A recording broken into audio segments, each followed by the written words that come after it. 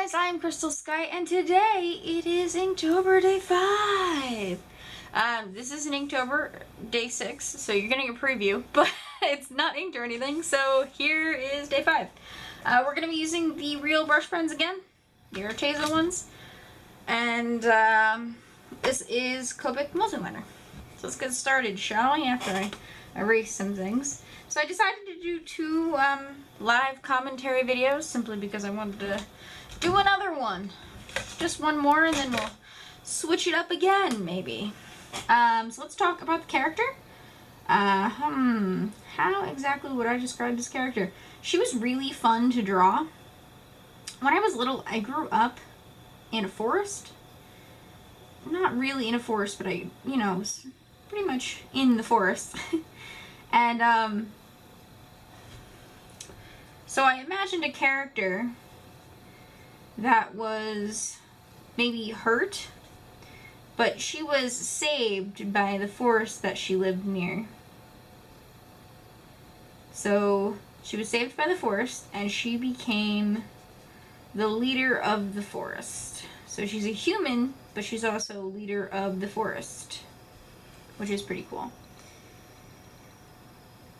I really like her character design. Her dress was I decided that she was, the original story was that she was hurt in the forest, but I decided that I just wanted her to be like an abandoned baby. So she's wrapped in the blanket that she was left in. That's the dress design.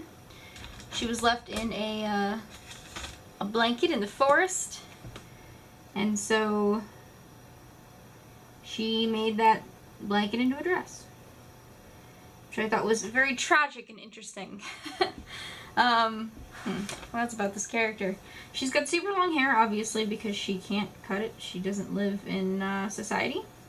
And this is kind of a trilogy, almost, of stories where there is a council of supernatural beings. One of them is a werewolf, the king of the werewolves. There's a vampire king. There is obviously a representative of nature, supernatural nature of any type, of which she is the representative. And she became the representative, obviously, because the forest took her in. Now, nature is one of the most powerful in this this supernatural leadership, but it was always stationary. So because it was stationary, it was the most powerful, but as long as you avoided it, it was fine. It wasn't overpowered. Well, she can move. She doesn't have roots like all the other plants and such. So she's kind of an overpowered version of nature. And she becomes the representative of all supernatural nature. Because the tree that was originally the representative passed it on to her, which is pretty fun. I decided to have the pink accent. Maybe it's like a blanket with like a sleek type of silk on the edges. And that's why I decided to add that to the color scheme. Again, she's just kind of developing as we're going along here. See, in the original design, this is the first thing I drew. She didn't have sleeves like this, but I really liked the way the sleeves came out.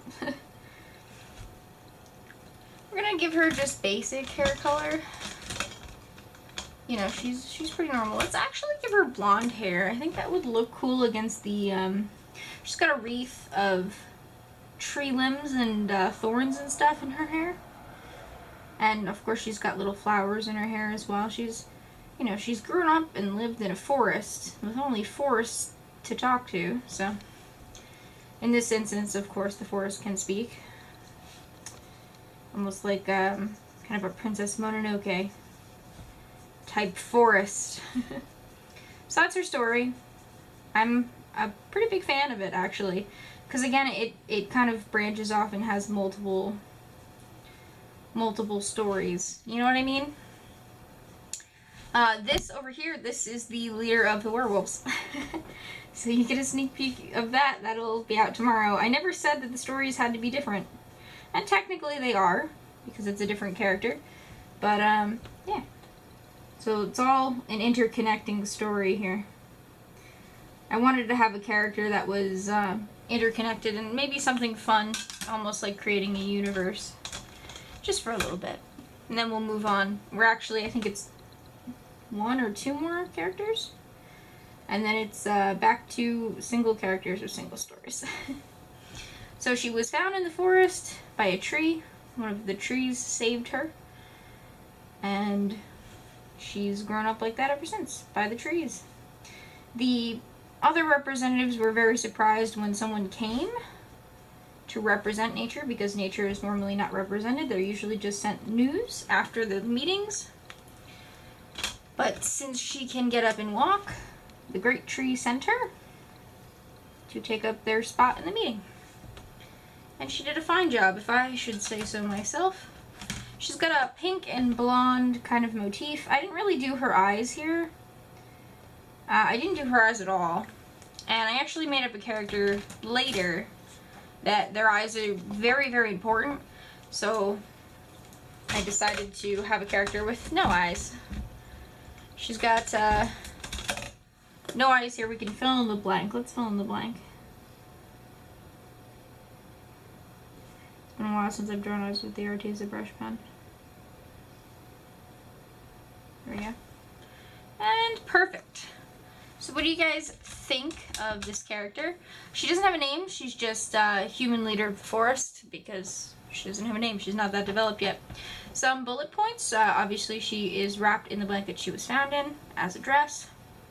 She's got super long unkept hair with pieces of the forest in it, leaves and flowers and trees.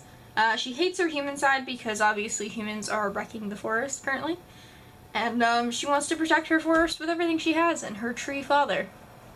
So anyway guys, thank you so much for watching, and I'll see you guys tomorrow for the exciting, finally a man character. Finally, right?